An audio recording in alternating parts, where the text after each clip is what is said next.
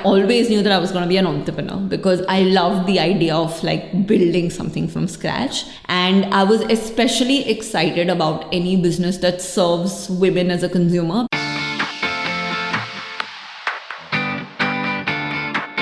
Welcome to Shopify Masters, your companion for starting and building businesses. The podcast brought to you by Shopify. I'm Shwang Esther Shan, and today's episode features Vineeta Singh, the co-founder and CEO of Sugar Cosmetics, the beauty powerhouse based out of Mumbai that has taken the Indian market by storm. Sugar earned over 14 million USD in 2020 and kicked off 2021 by receiving $21 million in Series C funding. Vineeta shares with us the inspirations behind Sugar, the importance of understanding consumer needs despite what established production partners might suggest, and the marketing strategies that has built Sugar into a beauty industry disruptor.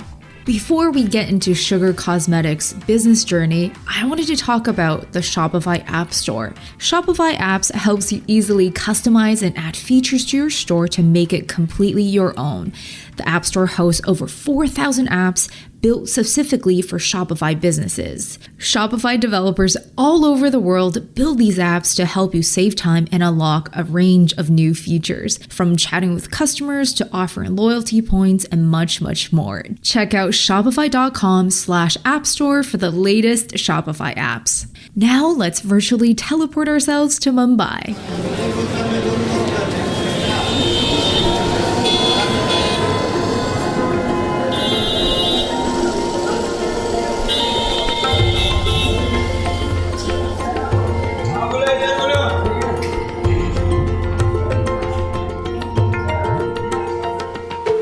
Back in 2015, Vineeta was running a beauty subscription business, and she noticed how some of the products that she was sourcing didn't meet the Indian consumers' needs. The heat, humidity, monsoon season all challenged the wearability of established brands, and their shades and colors were mostly designed with lighter skin tones in mind. So Vineeta dreamed of a sweeter solution for fellow Indian consumers, and she started Sugar Cosmetics. The premise on which Sugar started was to offer a makeup brand which has products that can really last you from morning 9 a.m. to like night, because India is generally quite hot. We have the tropical climate, and anything that you wear can really melt when you're traveling in like local transport, etc. So while we were running our e-commerce business between 2012 and 2015, we realized that there were a lot of millennial women who couldn't find that perfect nude lipstick or a perfect red lipstick. There were a lot of colors that were perfect for, say, Caucasian skin, but wouldn't work on the deeper Indian skin tones. I think it's very interesting because beauty industry is owned by so many big players, large conglomerates, and oftentimes it's based from the Western standard of beauty. So the range of selection is very limited for those who are of diverse backgrounds. So branching off from your e-commerce business, and you have this idea that it will cater to local women. How do you even begin to say, okay, I have this good idea, but how do you start contacting manufacturers and talk to chemists to start this creation process? Yes, I think the biggest challenge was to figure out like there are these minimum order quantities when you start, and if you're trying to manufacture in one of the larger manufacturing units, then you're saying that, okay, I have to start with say 10,000 units per color, and be confident that you'll be able to really sell all of those out. So some of those challenges you start thinking about only when you first launch your own brand. So we reached out to one of the largest manufacturers in the world, who actually creates for a lot of the brands of L'Oreal, Estée Lauder. So we knew that there wouldn't be any concern with regards to quality. And we had to convince them to actually tweak their formulations and tweak their colors based on our consumers' requirement. And many times they would tell us that, this would not work in India because we have all these customers in India who are actually buying this. So what you're saying is something which is actually very risky. It may not work. And, we would assure them that we know our consumer. Our consumer really likes the products which are extremely long lasting, wants these colors which could be very different from the colors that you're actually currently offering to Indian customers, but will really work. So it was the creation process is actually a partnership between the manufacturer and the brand. And in that process, I think most of our manufacturers realize that we're one of those companies that is going to be very anal about every step. So we just wouldn't take like a product which we didn't think 100% met our consumers' requirement, and which meant there was a lot of back and forth in terms of, constant exchanging samples and, not being able to agree on a color which was like 1% off from the perfect red or the perfect fuchsia that we had in mind. So in this process, we realized that there were some manufacturers that we just couldn't work with because they wouldn't be as flexible, and they didn't think that a small company like us would eventually be able to give them the kind of business that actually merited the amount of back and forths that we were doing. By elimination, we were left with only those manufacturers who were really willing to go that extra mile for us. And luckily we had a couple of them. And then they figured that this company has a very different way of working, and they put us through a lot of grind to get their products out. But they were curious. Let's see what they're going to build with it, because they understood that we were very clear about what we wanted. So we have many such partners who supported us when we were really small. And now we're at one of their largest partners in India. And, they've also over a period of time realized that there is a huge market for brands like us that are driven by the need to serve a very specific consumer. And that's ours. For us, it's like a 20 to 27-year-old metro millennial who's probably consuming a lot of digital content. She's inspired by global trends, but she wants to still look beautiful. So she wants like a global trend to be Indianized for her. And that's what I think we've been pretty good at doing. I think it's very bold and also very brave for you to stick to what you believe in. I know that, having a subscription business, that probably gave you a lot of insight and data into how your consumers want their makeup to be. Was it ever intimidating when you had those feedback from manufacturers asking you to change, and they've been telling you that, different formulations have been successful? How did that make you feel? Did you ever question your instincts? Many times, yes. So for instance, I'll give you an example. Like our best selling product is this liquid lipstick that's like really matte and extremely long lasting. So you put it and it doesn't come off. Now, when we first started working on liquid lipsticks, this was in 2015, at the time of launching Sugar, and we knew this would be like the perfect product for India, because we realized that in India, women wanted like an intense color which would stay all day, and which was very different from, say, the requirements in other Southeast Asian markets or Western countries. And a lot of manufacturers as well as other brands we had spoken to at the time of running our subscription company said that in India, if you are going to put a lipstick in a liquid format, people expect it to be a gloss. And if you are actually going to put such a matte product, it would be a shock to a lot of consumers who will end up buying it assuming it's a gloss. So they would tell us that this is a very, very counterintuitive thing to do, and you're taking a big risk, because while there might be a set of women who are inspired by digital trends, who know what's happening globally, who may get it, but what about those lakhs of others who are actually currently buying products based on the traditional idea of beauty, and you would really polarize them and they wouldn't be able to relate to this product. I myself had a lot of doubts, I kept rethinking it. Luckily for us, we had our employees were all also women in that same target group that we were addressing as customers.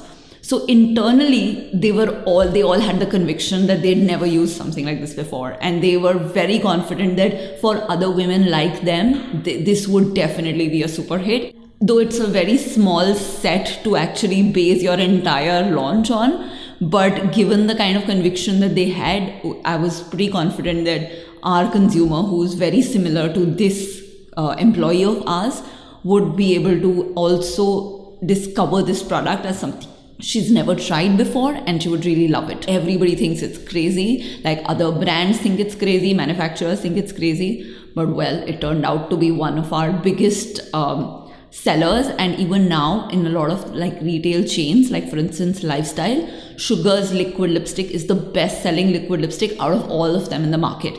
It's so exciting. Speaking of risk, I know that, the existing e-commerce business was successful in its own right. And then you deciding to create your own brand was also a risk in so many ways because you need to invest money into it. Did it ever feel scary because you're helping all these other brands build out a subscription business? You're in a sense competing with them now. So how was that process like?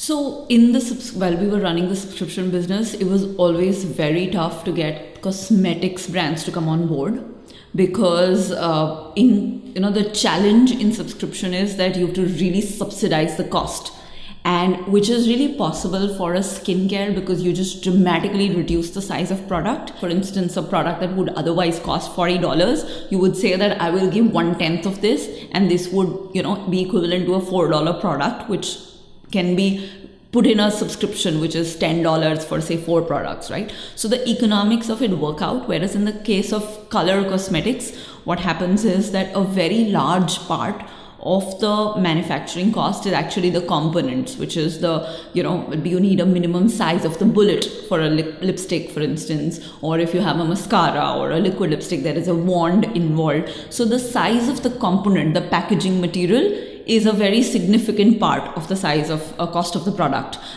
So it's very difficult to say that, okay, if I sell this product for $40, can I create a $4 equivalent of it? It's almost impossible. So, which is why cosmetics brands would mostly have to partner with these subscription boxes with almost a full-size product, which meant that the possibility of the subsidy was very low. And, the brands in India didn't have the kind of marketing budgets to really subsidize these costs. And which is why for us, the challenge was that we had very few cosmetics brands that really saw this opportunity as a good way to reach their customers, which was one of the reasons we actually ended up doing this transition. We realized that, very few cosmetics brands in India care about this digital consumer yet. They still don't think that this consumer who's on Instagram is going to become a big part of their pie in like 5 years from now. Only now are they beginning to wake up to the realization that it's possible for a brand to actually get a certain scale purely on the back of digital marketing and purely on the back of e-commerce. And now they're waking up to that realization that they have to be prepared for all these changes in the market environment. But 5 years back, they couldn't care less about a startup because they wouldn't think that their market share could be impacted. And which is also correct to an extent because India is a distribution driven market. 93% of Indians still shop in stores as far as beauty is concerned. And most of these stores, like almost 60% of this, is actually general trade stores for which to build distribution you have to really accomplish a certain scale. So like for a large brand, like a small company launching on e-commerce wasn't really something they worried much about. Also, we had realized that in India, subscription's not going to scale. So if you look at like the largest subscription that are there, it's probably a couple of gym chains which also don't have much subscription. So India is a market where customers don't want to pay up in advance for a longer duration because they don't want to commit their personal finance. Second is that India is also a market where you cannot bill a card on a recurring basis every month. The RBI does not allow that. So for a subscription company of any kind, you have to actually charge the customer for the whole year in advance. So this process was very convoluted, which actually ensured that subscription businesses in India wouldn't scale. So for us, we were saying that, okay, we have one business, which is, for decent scale, but it's not going to become like $100 million company, which is our aspiration. And then there is this other idea, which is nothing right now, but it has the potential of becoming really big because every millennial consumer could be our potential customer and everybody buys makeup, and that's going to increase in the years to come. We just thought it was worth a shot to actually do the pivot and try it out. I think the biggest challenge was to ourselves because every single time we would have this discussion in our board meeting saying that, hey, there is an opportunity to create a cosmetics brand. Should we do it? And we'd been thinking about it for almost like 2 years now. And every single time there would be this number that would get thrown around saying that to build a cosmetics, brand in India, you need to put in at least $10 million into it, because that's the minimum required for a cosmetics brand to scale. And we hadn't raised much. We had raised a very, very small amount of money. So we don't have the $10 million, and that's the minimum that you need to actually run a beauty brand in India. And then we sort of started reaching a point where we knew that this is not scaling. So this is our only option. So with like far, far less than the $10 million, we actually ended up launching this, saying that, okay, let's just see how it goes. And like I mentioned, it was like a small pilot where a couple of people would just started working on it, and I would invest some time along with these two people to just get it off the ground. And suddenly it started gaining traction. And when it started gaining traction, like we launched our Shopify store. And then, there's an e-commerce company, which is the largest in the beauty category, Nykaa, approached us, and they said that, do you want to list your products over here? Because we've had all good reviews about it. And we put it on there, and suddenly we started seeing that the numbers were on their own without investing anything in marketing, started growing. And that's when we realized that this actually seems like a very, very scalable business. Then, of course, the fundraising wasn't as tough. And eventually we did raise a lot more than $10 million, which actually helped the brand scale very fast in the last 2-3 years. And even at this rate, we are doubling year on year. Starting a direct-to-consumer brand in India in 2015 was challenging, to say the least.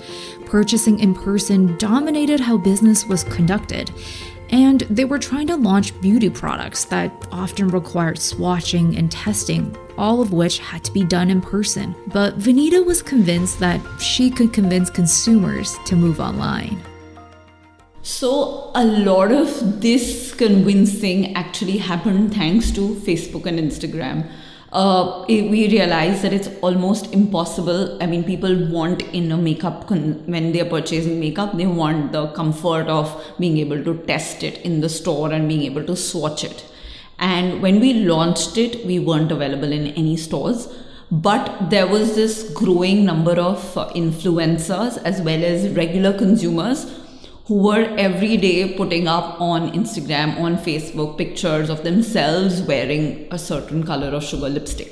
So we had these, customers really go through this dilemma saying that, oh my God, I love this color. I don't have anything like this. There's nothing like this available in the market, but I don't want to shop online. And, they would really come to the website 2-3 times and not buy it because they weren't really convinced that they could. So we would see that on average, a customer would probably spend about 65 minutes, which is more than an hour in, 2-3 different visits before she actually made the decision to buy it. So India is a country where people are risk averse and they're very scared. They were very scared of e-commerce. And so to start with, we had to offer cash on delivery so they could really pay for the product once they got it.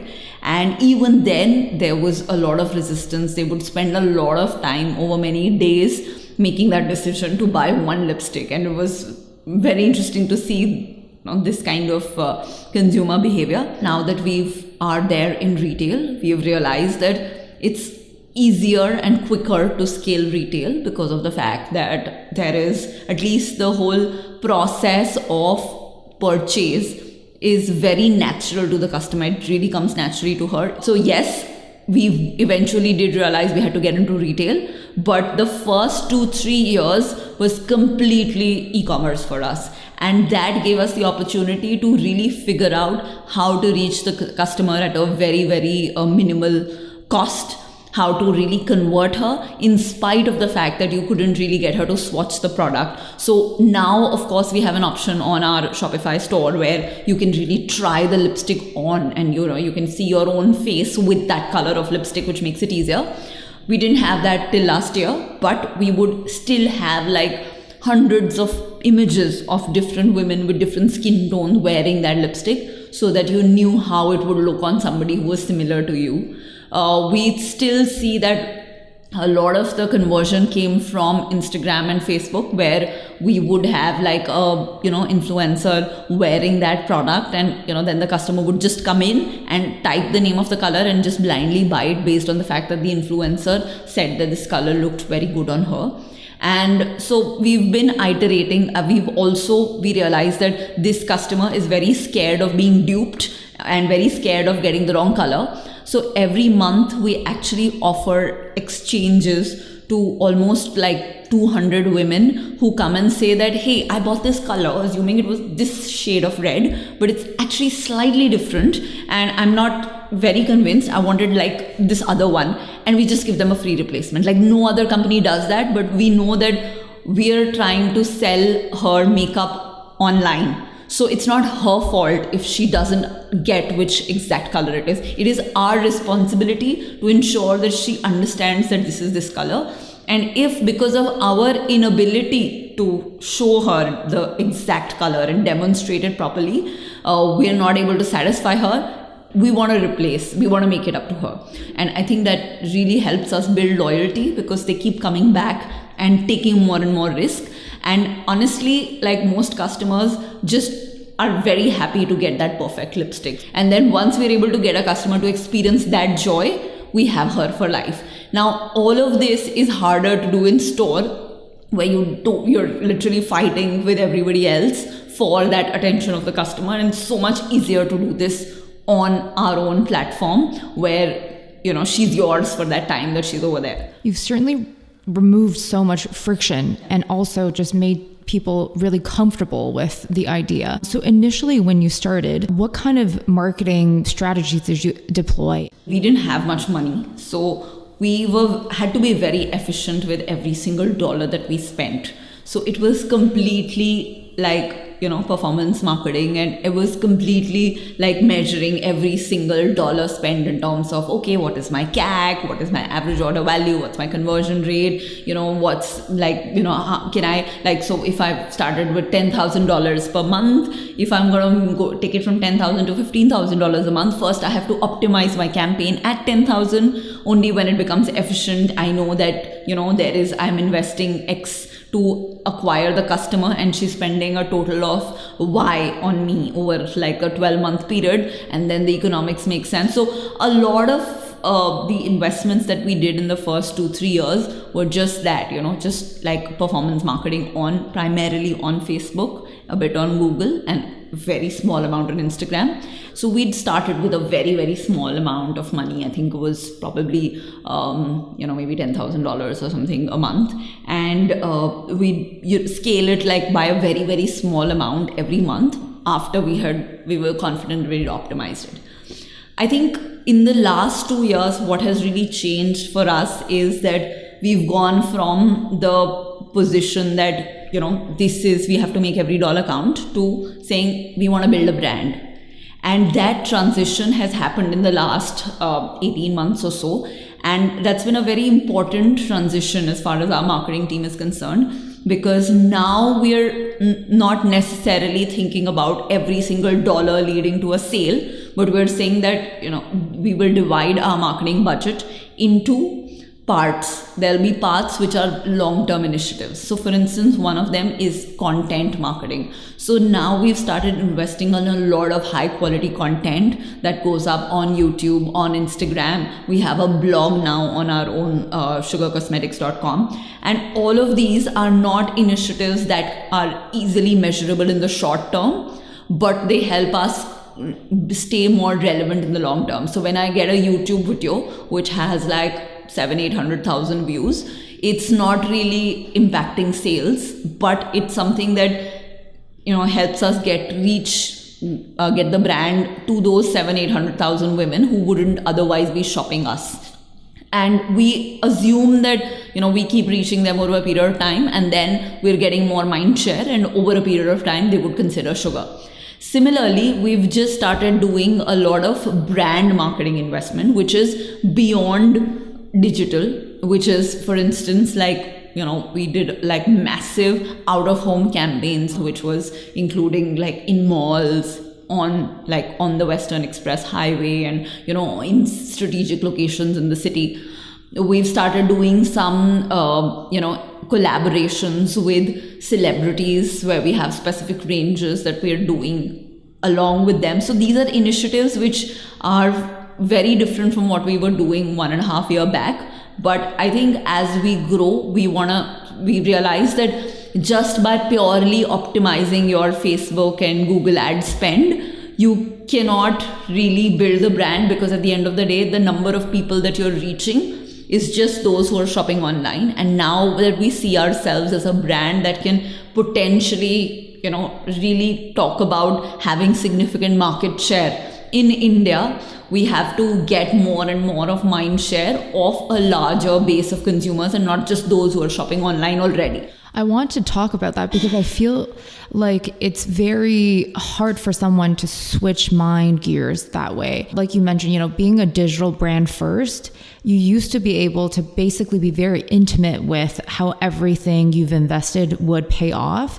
So how did you become comfortable to say, I'm going to let go and actually invest in the brand where I don't see the performance right away? So it has been a challenge. I mean, internally also, we're always arguing that. So like, for instance, right now is a time when we are making next year's plan.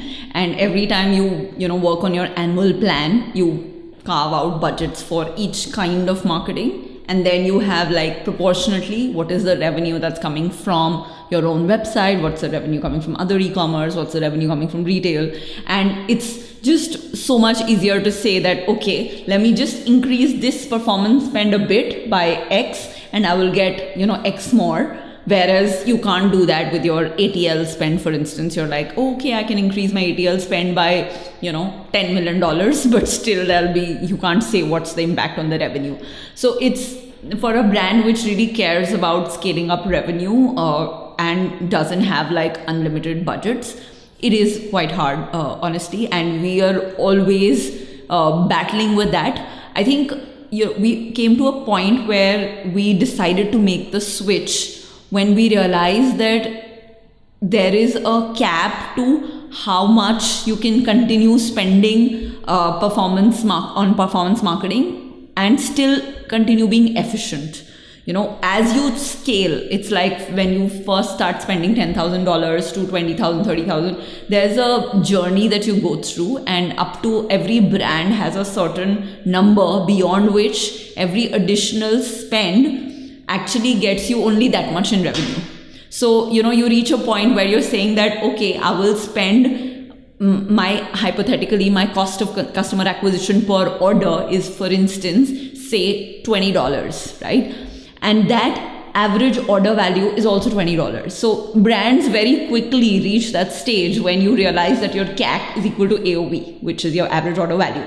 And when you have that moment, I think that's a very like a epiphany of sorts, because then you realize that beyond this, it's just not going to make sense. Why would I spend $20 to acquire a customer who's spending $20 and on the website? Because next time when she's going to shop also, it's not that she's going to come. She is likely to come and buy on her own, but there's also a chance that she may forget about us. So we may have to spend again to get her to make that repeat purchase.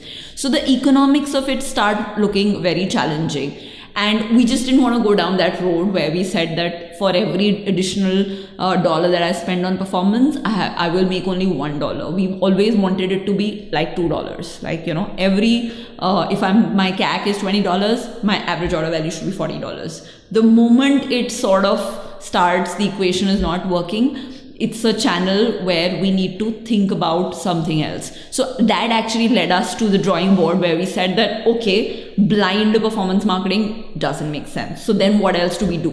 First thing we did was content marketing, because that actually made a huge difference in the conversion rates and things. So we again got back to that equation where we're saying you're spending $10, getting $20. And then I think over a period of time, just our revenue share of our entire business that came from pure e-commerce and pure our own website also started reducing because of the fact that we parallelly were building distribution.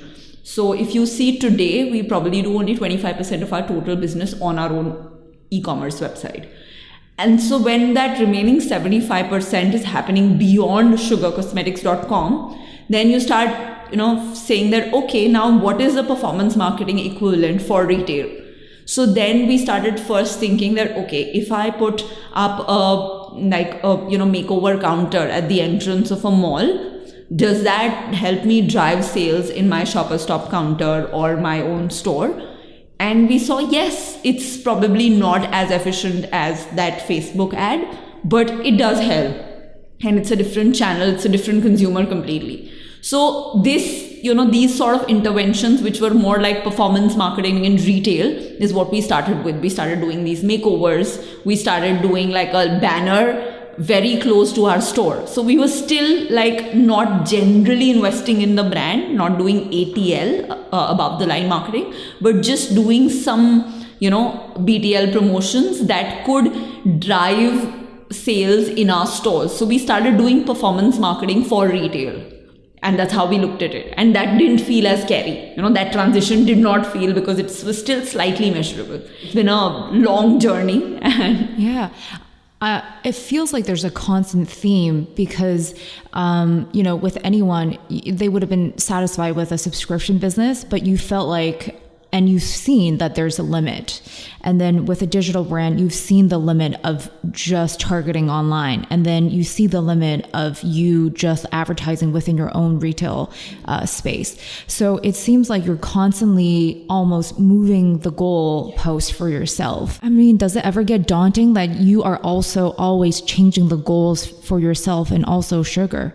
There was this moment when we decided that from thinking about Sugar being a niche digital brand, we could actually imagine a situation where it would like really give like the top 3 brands a run for its money. And that started happening when, so one of our first retail partners was this department store called Lifestyle. It's a, chain which has about 70 stores in India. And, so they have like a similar setup, like an equivalent of say a Nordstrom or a Macy's, where you have like a whole counter where you have your own promoter. We launched in, they gave us a pilot saying that we'll put you in 5 stores. We'll see how you do. And then we'll decide what's going to happen. The moment we went live in those 5 stores, we realized that within like a few months of launching, we started like moving from rank 9 in the store to rank 8 to rank 7. If we just extrapolate it, and every store we are present in, if we are able to become rank 4, and then build distribution, and then every year we are just trying to increase 1 rank. It's suddenly the journey from us, which is a small brand, to the market leader, which is a very large brand, doesn't seem as far. There are these steps in between, and we just have to keep making some progress. And luckily, the market is also growing so fast that you're not always trying to take up away from others' pies, but the whole pie is also growing. So all of the whole macroeconomic factors combined with the results that we were seeing in a smaller set actually gave us that conviction that what we've been thinking about Sugar being a digital brand, a D2C company which could actually scale to a certain scale, is probably, a goalpost which is not as aspirational as it could be. We've really created something that has potential to actually compete overall in terms of the market with the largest of brands. And I think it was a good change in our mindset because of the fact that in due course, I've seen that a lot of D2C companies that have tried to stay D2C in India have struggled to scale beyond a point, because although digital is a huge opportunity, like I keep saying that thing, 90% of Indians are still shopping in stores. And that's going to take really long. So if you're anybody who's trying to say that, okay, I'm going to build at least $100 million business, they're not going to be able to do it purely online. It's just very, very hard to do it as pure D2C. So if you are, if the aspiration is to say that, yes, this is a niche brand and my aspiration is to build a $20 million business, then D2C is best because you don't have to go through the very, very long, tough process of converting retailers and distributors. And it's better to just do it companies like Shopify make it very easily to go from $0 to $20 million. And just by, investing heavily on digital and like giving great customer service. I think just these two can help you scale to that. But that 20 to 100 is something that you have to then think about, saying that, do I want to do that? And if I want to do that, then it's there is no option but to also go offline. And and then that's like a different journey that you have to embark. So for us, that pilot at Lifestyle made us realize that this is way bigger than we thought it could be. And we said that, okay, let's not settle for 20 million. Let's settle for like a much, much larger number. And now we think of it like as a company that can potentially do an IPO. And that's where our potential, like our dream actually is with Sugar. That's so exciting. I love just like watching you talk about the different goalposts, because I can sense your excitement, and it's just really, really cool to hear and also witness this. So when you decided to go to retail, like what was that process like? And talk about, I guess, how your retail mix is right now, because you've mentioned pilot projects, retail partners, and I'm sure you probably have your own like locations and stuff like that. The start was very tough, retail, because at the end of the day, you do have a product that is differentiated, it does well. And whereas in retail, everything is like, there is a big limitation on shelf space. So it's all about like getting somebody else's shelf space, right?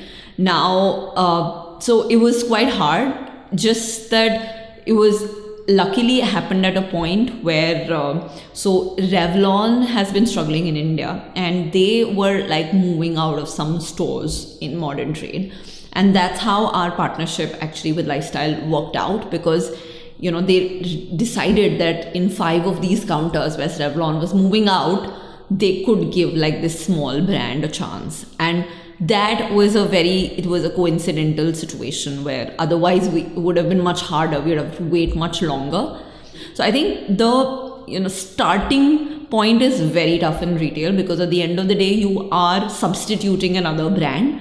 And though there's always a churn of brands happening, there's a very, very large waiting list of new brands that want to get in there. And it's not just new brands. For a market like India, where a lot of international brands hadn't yet made their foray, you were competing with new brands as well as international brands which were now moving in. And a retailer would any day prefer an international brand because it's so much easier to sell.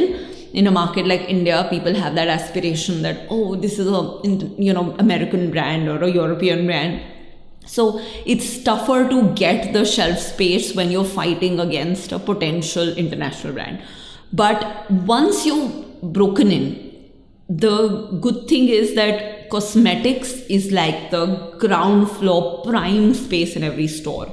So the kind of visibility that you get once you're able to crack your first few accounts is incredible, because it's like just like the most prime space in every single mall, and that gets you noticed by a lot of others who then start like these general trade stores, which then say that, oh, this brand is there in a modern trade format in a mall, and I saw it and it was like the counter had lots of consumers, and then they start saying, okay, maybe I want to take distribution of this brand in this particular city, and then you start.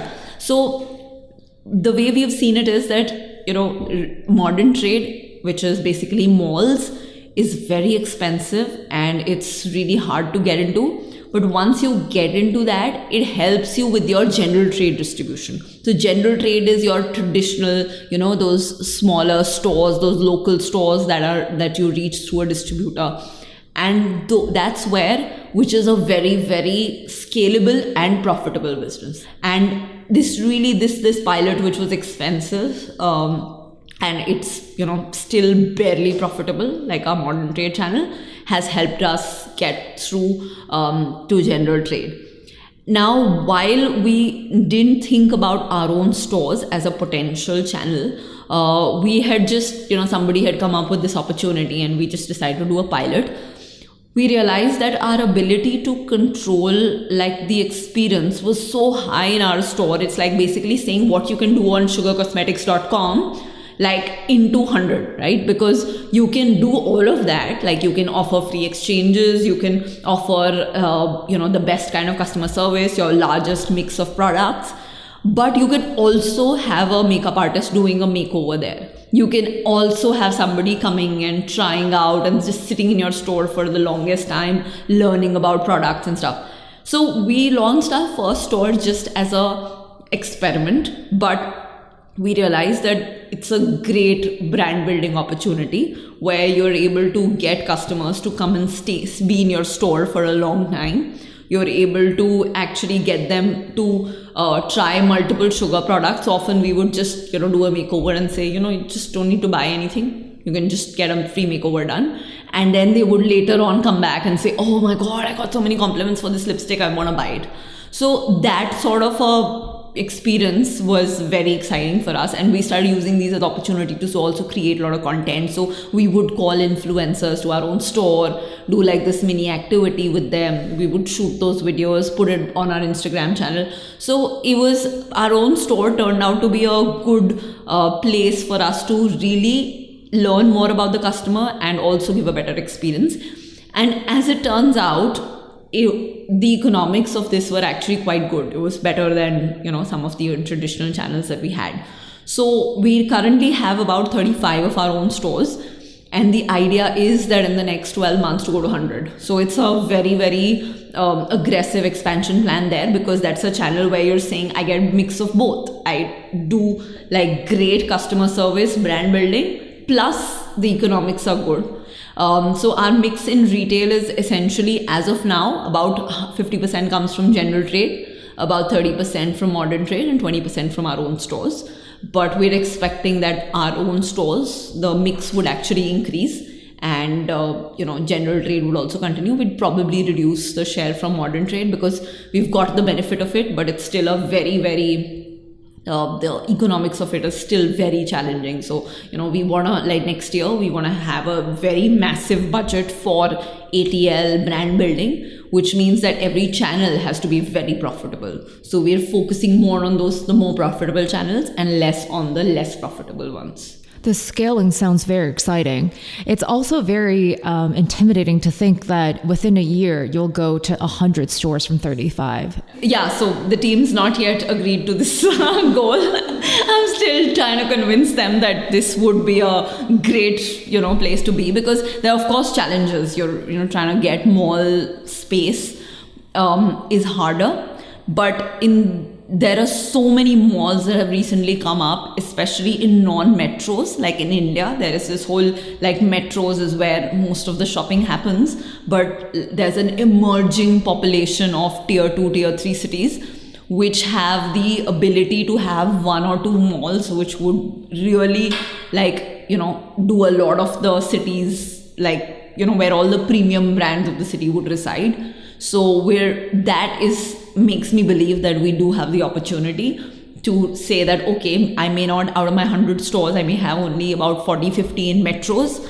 but then these tier 2, tier 3 cities can account for maybe 50 more stores. And this is a, number which will keep growing.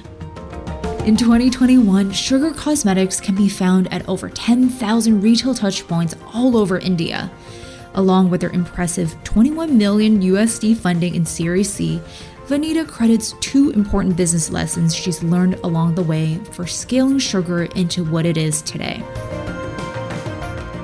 One of my biggest learnings has been that market size is important. I mean, how big the market is of the category that you're building, which was our learning from the whole subscription business.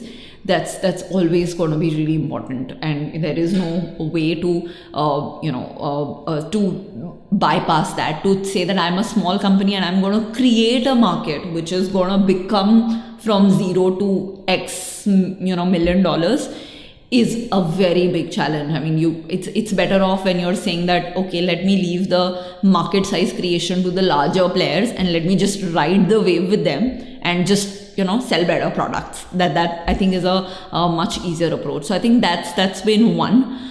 Second, there have been a lot of lessons around pricing. I think India is a market where the success of every single product also depends a lot on the pricing. So, we are always trying to tell our customers that, you spend like $2 more than what's available in the market, and it'll give you a product which is like 3 times better in quality. And now, while that has worked and people are okay with spending that $2, it's really very, very category driven. So we've seen that, there are certain categories, like for instance, a mascara, where it's like, consumers are like, I use so much of a mascara or a kajal that whatever happens, I will not spend that $2 extra because I'm using this product like, so many times a month.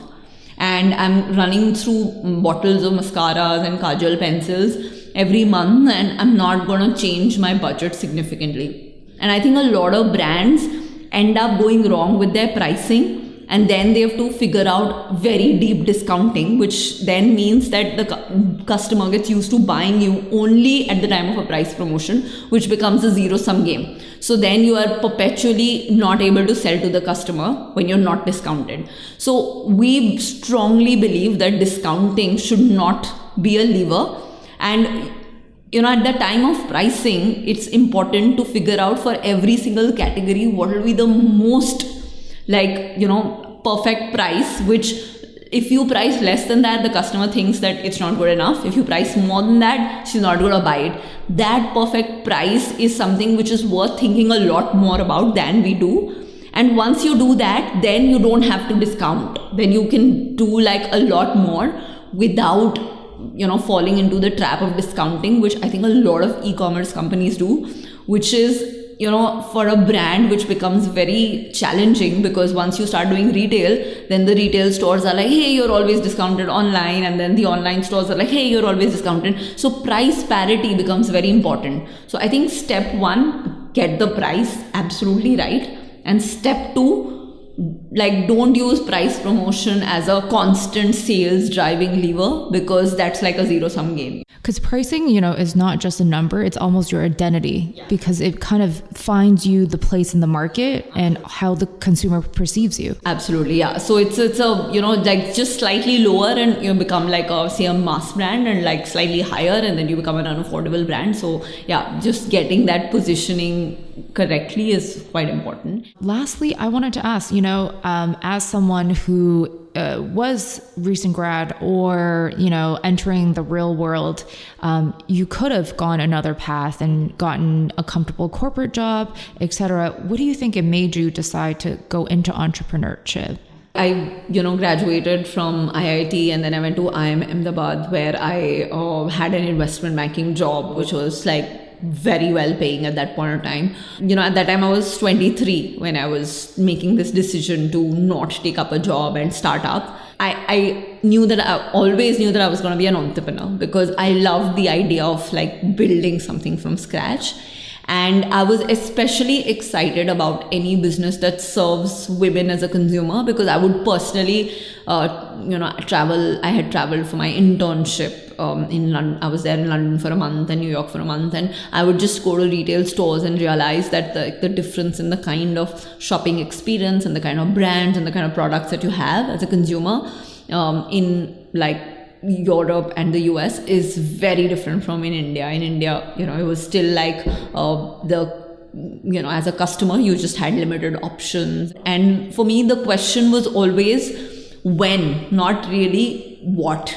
So I always knew I'm going to be an entrepreneur, but when should I do it? Should I like work for 10 years, have some savings and then do it? Or should I start off right after college? And the answer to this question actually came through like a lot of conversations with alumni and with people, where I realized that the more you work for a company, the harder it becomes to quit, because you have a lot more at stake.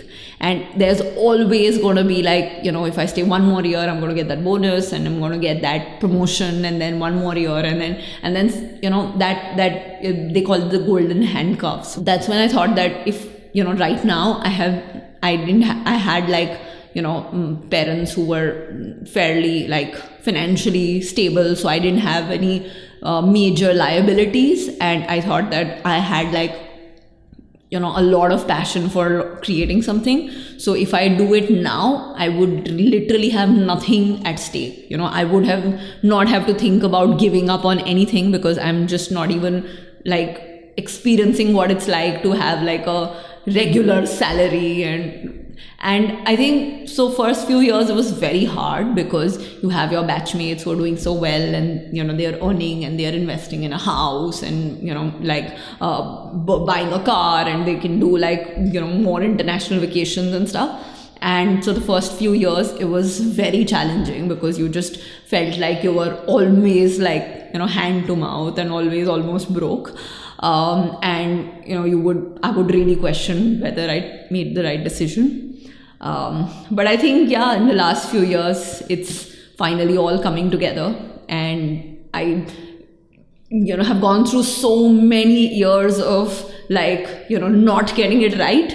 I don't think any entrepreneur can have the pleasure of creating something which is, massive, and creating something valuable without having to go through those painful days of not knowing how they're going to meet the payroll or how they're going to make ends meet. I think entrepreneurship comes with a lot of the struggles and then like the some upside. So it's not something that anybody can think about taking. You have to like really be prepared for you can't go into it saying that I'm going to try it for 2 years. I know a lot of people who say that I'll try it for 2 years. If it doesn't work out, I'll take up a job. If you have that deadline, it's not going to work out. So might as well not put in those 2 years. It's going to take longer. If you're not enjoying the journey, and if you're not excited about the everyday process of building, then it's never worth it. Then you might as well take up a job and not waste your years trying to create that. You have to really love every day of what you do, and that whole ups and downs should be something that you enjoy if you want to become an entrepreneur. I think that's my biggest takeaway. Amazing. And I feel like that echoes in a lot of people I talk to. It's as if it is just who they are. It is their life. All right. Awesome. Well, thank you so much, Vineeta. Thank you so much for taking time out of your busy schedule and sharing your story. I cannot wait to see where Sugar does next. Great. Thank you so much, Wang. I really enjoyed this. And once again, thank you so much to Shopify for partnering us through this growth journey. Thank you for joining us on this episode of Shopify Masters. My name is Shuang. If you enjoyed Vineeta's journey of building Sugar Cosmetics and want to share her story with fellow entrepreneurs, please give us a review on your listening platform so the show can be discovered by other business owners. Until next time on Shopify Masters.